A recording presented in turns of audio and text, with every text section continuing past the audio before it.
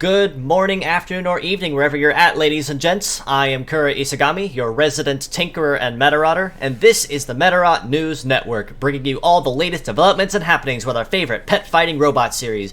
Now, last week, I'm sure you guys are pretty well aware that they teased some very big news to follow the week after that as the start of October. Well, that week is finally upon us, and with that, they announced just earlier this morning, Eastern time, of course, depending on where you're at in the world, the reveal of another collaboration, and this time Medarot will be collabing with an older mecha anime from the 80s, popularly known as Mashin Hero Wataru. And for that reason, I have named this week's episode Mashin Hero Medarot, simply in honor of that said collab. Now, of course, you see here a couple new costumes for Ikki and Koji, as in addition, we do see some brand new bots here to support the collab. So let's go ahead and jump right into what they did tease with the upcoming week to spark this collaboration.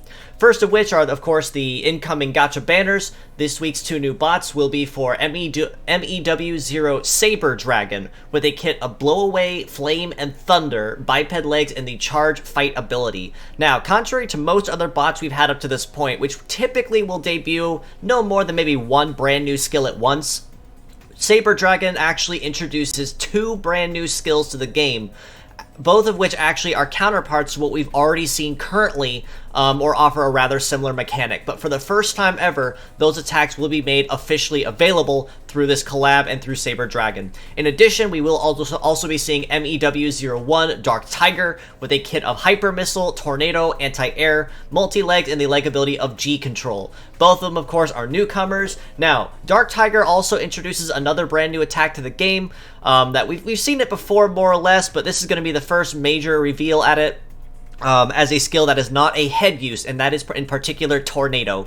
Up to this point, we have seen it on previous bots such as Ninja and King Pharaoh, so we do have a basic idea of how Tornado behaves, but Dark Tiger will be the very first bot where the skill implemented will be on an arm, and therefore can be used more than once or not be limited by a certain number of uses. In addition to not only a separate banner for each bot, there will also be, of course, a special paid banner that will include both the bots in a single banner. If it follows typical rules, of course, it will be paid rupees only, which means you have to buy them in the store in order to crack a shot at that paid banner. In addition, you can also only pull 10 at a time for a maximum of 3 attempts. After that, the paid banner will close, and anything that you made off with at that point will basically be yours. And if you didn't quite catch something on either the highlighted bots, you will need to pursue their individual banners separately in order to finish the sets. In addition, with this week's Fierce Battles, on the other hand, we'll be taking a look at seeing APL-01 Top Gunner with a kit of Radar Sight and Double Missile, Flight Legs, and the Aim leg ability, DRF-03 CD King with Press, Anti-Air, and once again Press, Flight Legs, and the leg ability of Bullet Rain, and then MOL-0 Horny Devil, the Horned Lizard type, with Fire Shot and Double Missile, Wheeled Legs, and the Desert type. Out of the 3 Fierce Battle bots we have coming this week, I'd arguably say CD King or Horny Devil are probably going to be two of the biggest MVPs of the week. I'd say arguably evenly. Of the two, Horny Devil probably has the better leg of the two, as the wheel leg does give high mobility, but I'd say CD King does offer the better utility for the heavy punish, in addition to the leg ability Bullet Rain for any of your conventional shooter types. So if you're going to farm any Fierce Battles this week outside of the event, I'd say farm for either of those two. Collect Top Gunner just for the sake of having her, but I wouldn't necessarily push much farther than that, in my own personal opinion anyway. In addition to that, with the event itself that we see coming this week, collaboration event with the Mashin Hero Wataru series. So we have a point-based system, so it means you do not have to complete the whole set to get a full bonus. You only need to equip one particular part of the set in order to get it. So challenge the incoming event to get a hold and earn MEW02 Cross Warrior with a kit of Power Hammer, Sword, Pile, and the leg ability Dead or Alive. Now, arguably, you're going to hear this when I talk about it in this individual video. Cross Warrior is probably one of the best free bots I have ever seen since this game released, with a wonderful kit that he has across the board for conventional melee fighting and a couple of very powerful skills in his kit. Overall, good stats all around. This is one you definitely do not want to miss out on. In addition to that, we also have the Warrior Medal with a basic skill spread of melee, heal, and setup, with matching legs, a biped, tank, and float. You can also earn a commemorative profile banner to celebrate and honor the event itself, itself. All three of these rewards will be relatively easy to obtain, of course, because it is ticket-based, so you can pretty much just save up the tickets that you need of a specific color, as standard rules, either red or blue, and then purchase any of the rewards you want. In addition to this, also, that will also include more ROMs, some Cyplasium, some Rubies, and a perfect opportunity to stock up on some extra mini energies or even some extra resources that you think you might be bottomed out on and could use a little bit of restocking. So as you see here by the charts, of course, Saber Dragon will be highlighting the highest bonus for the red ticket banner.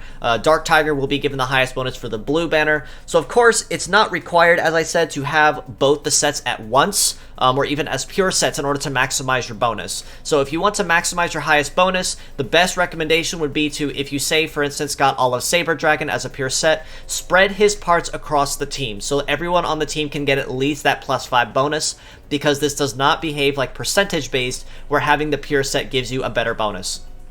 The event itself is supposedly going to be lasting from 10/7, which will be this coming Thursday, roughly to the first Thursday of next month, which is approximately 11/4.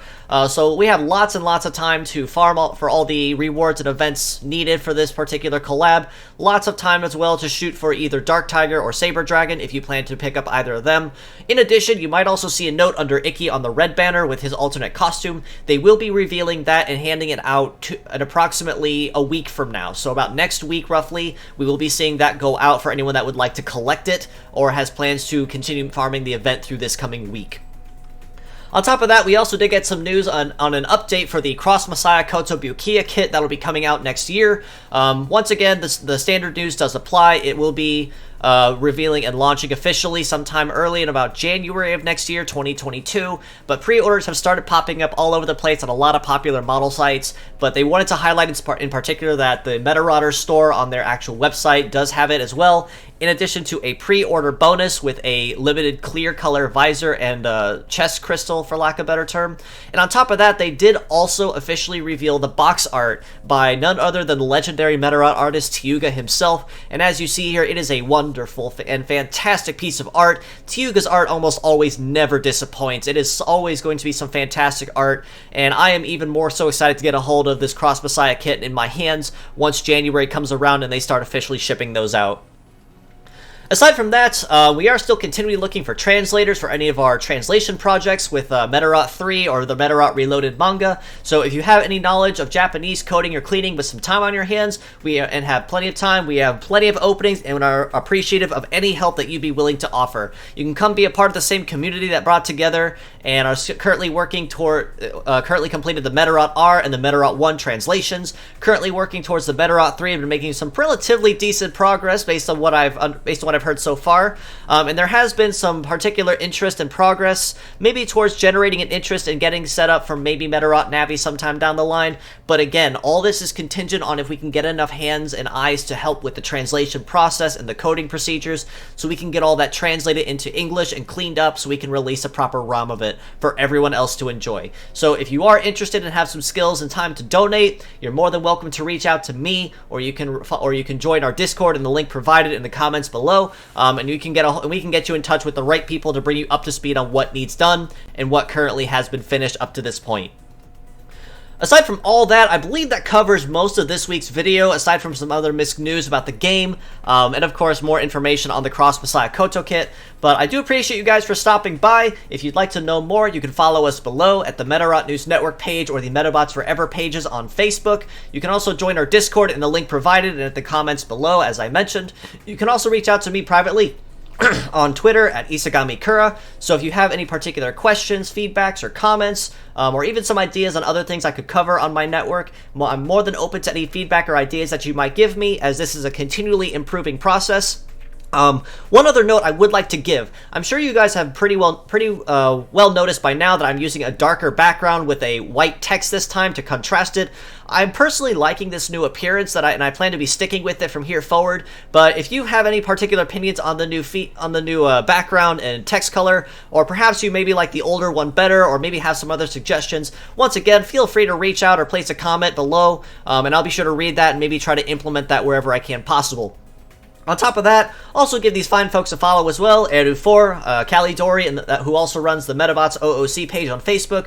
Wonderful friend of mine, fantastic art, great person to joke and have fun with. You'll never be sorry with any of their game or art streams. On top of that, you can also follow another recent friend of ours that's been poking their head in our community every here and there, is Trickered XG250. Also post some really nice art on their channel and some more Medarot related news every here and there. So Tricker, if you are watching, I do appreciate all the news that you've been putting towards it and that you've been passing around. It's always good to hear from you and hoping to hear from you again soon. But on top of all that I've covered in today's video, I do thank you all for stopping by again, folks. It's always happy to have you in for a visit. Until next time, this is your host, Kura Isagami of the Medarot News Network, signing out.